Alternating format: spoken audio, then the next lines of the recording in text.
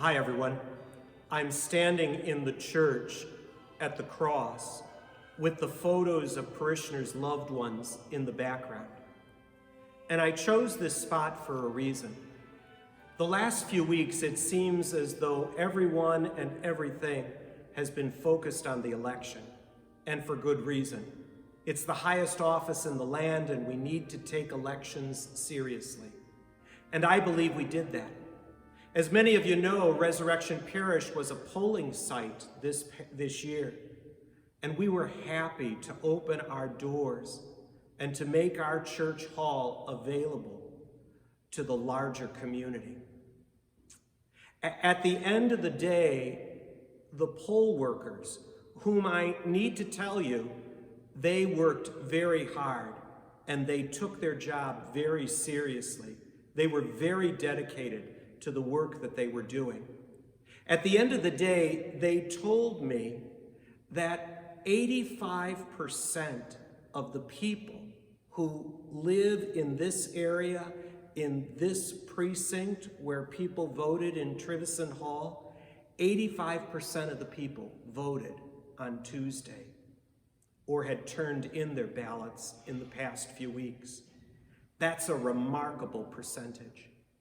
Now, back to the cross, and this is my point.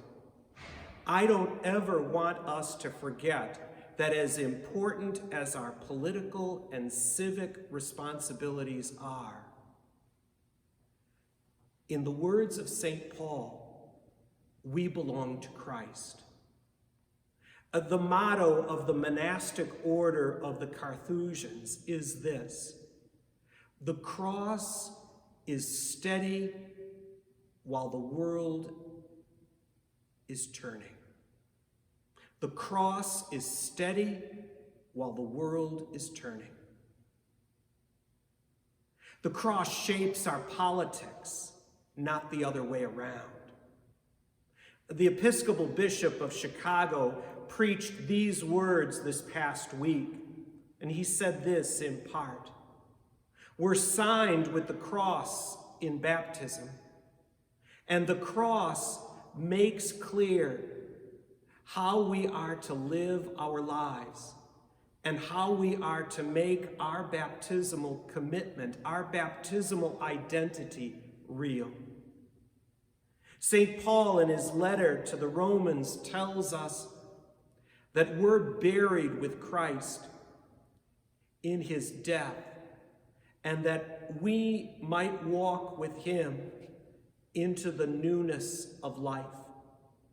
We're buried with Christ in death that we might walk with him into the newness of life.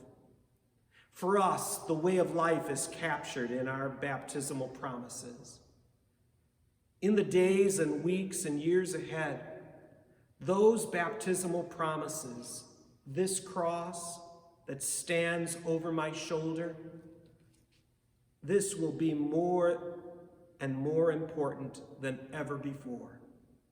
This cross invites us to open our arms wide so that we might recognize and that we might revere the presence of God in every person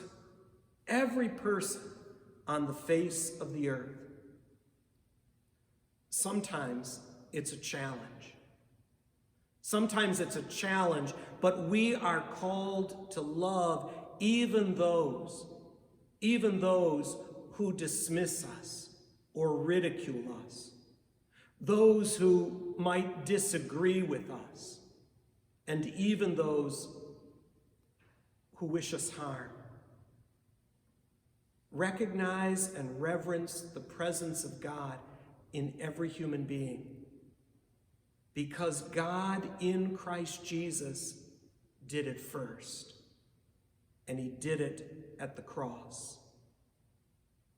And so this week, I'm going to invite you to grab hold of the cross that hangs on the wall in your home, or the cross that hangs from your rosary, and spend a few moments in quiet reflection on the cross. and recognize that we ultimately belong to the one who stretched arms from east to west in that saving act of salvation. And then promise yourself that you're going to do your best to open your arms and do the same. The cross will always go before us, and it will always follow after us. The cross is steady while the world is turning. Have a good day, everybody.